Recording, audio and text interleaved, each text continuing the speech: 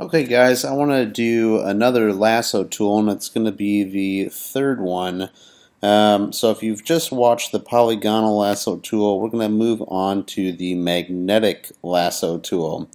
And this is kind of a combination between the polygonal lasso tool and the regular lasso tool, except this one has some additional options that help us select what we're trying to.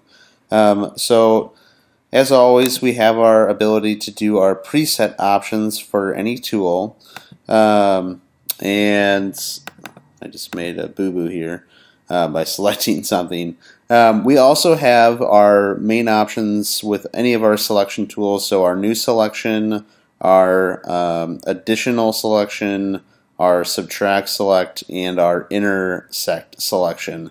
So I'm not going to cover these. Feel free to watch some of the marquee tools or the first two lasso tools in order to get that information. The same with feather and anti-aliasing. I have also covered those extensively in the lasso tool and the rectangular marquee tool. However, what's different about this tool are the width, contrast, and frequency. And let me just show you. I'm going to leave it at 10 pixels, 10% contrast, and the 57 frequency. And I'm going to zoom in on this image by going Command plus, and I'm going to show you how to use the magnetic lasso tool. So if I click just once and let go, I get my starting point, and you can see how it showed up there. And now all I'm going to do is drag my image, or my cursor down along the image, and do you see what's happening? It's making its own points along the edge of her arm. And what it's doing is it's calculating every single step of the way, saying, hey, you know what? I know that, oh, see, I tried to move my mouse on my trackpad at the same time. But you get the idea. It's moving along her arm saying, hey, I know this yellow color is different than sort of this pale and fleshy color tone.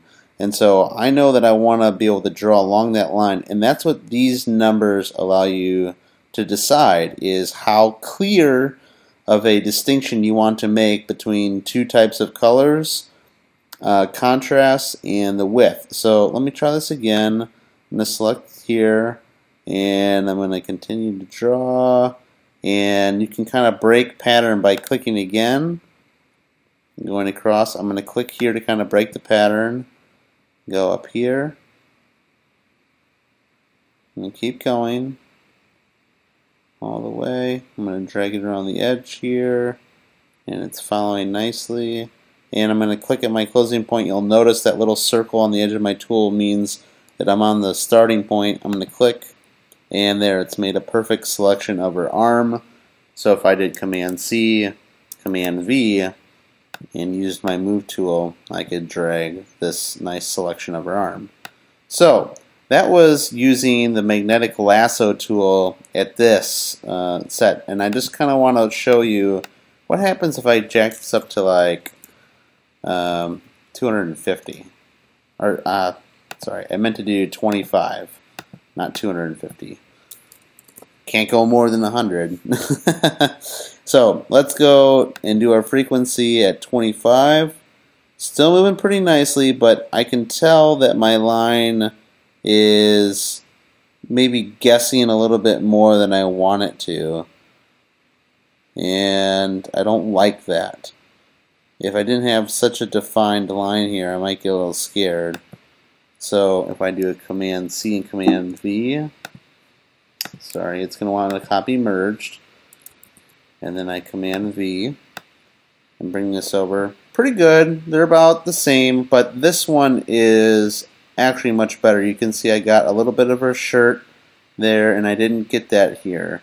So by lowering my frequency, it gave me more of what I didn't want. So let's try going all the way up to 100 and seeing what it does. Okay, do you see how many points it's making?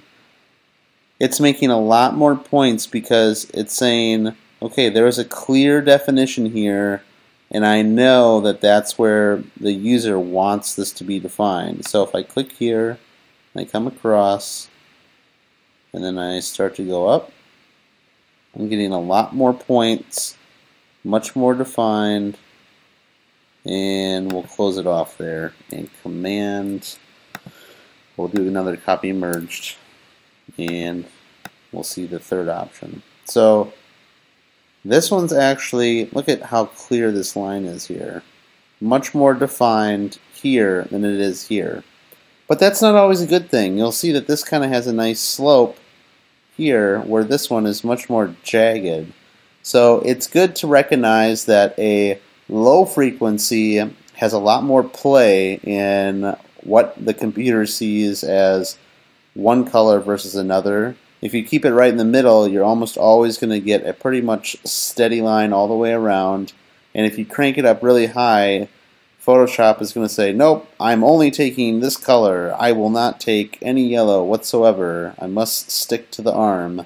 So know that frequency can change how clear and how soft an image can be selected. So let's go ahead and get rid of all these. Let me go to my layers and delete these last couple.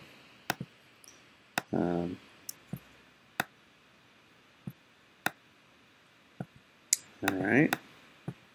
No. Okay. So, if we go back to the magnetic lasso tool, and let's try playing with the width. Let's jack this up to 90 and see what this does.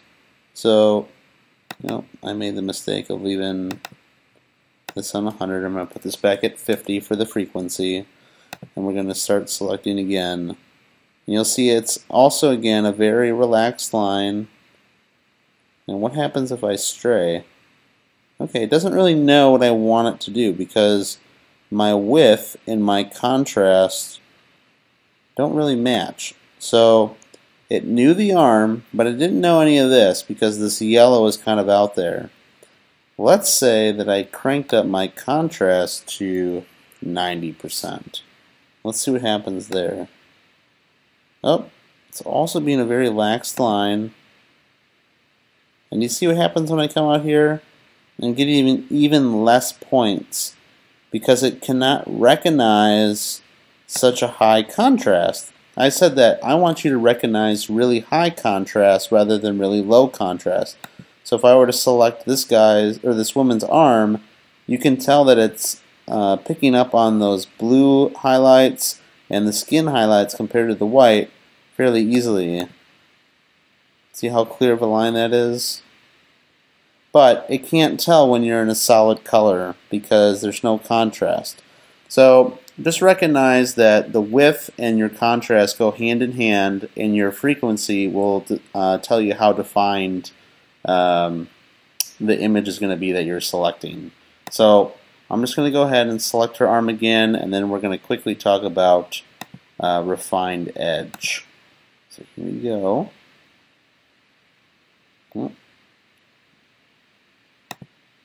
So you see how my contrast was high and my width was high? So it selected more than I wanted it to because my width was so high.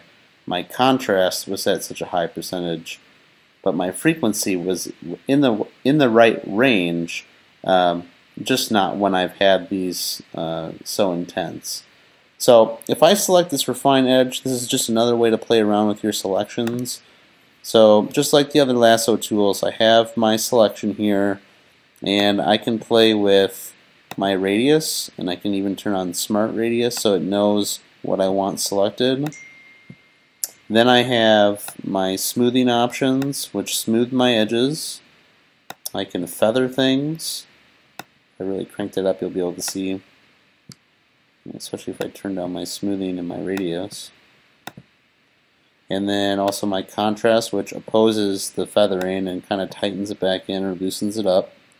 And then of course my shift edge, which means I can view more of my selection or less of my selection. And that's pretty much it for the magnetic lasso tool. Just recognize that this is a more automated lasso tool. And these are the three numbers that you want to play along with: the width, the contrast, and the frequency.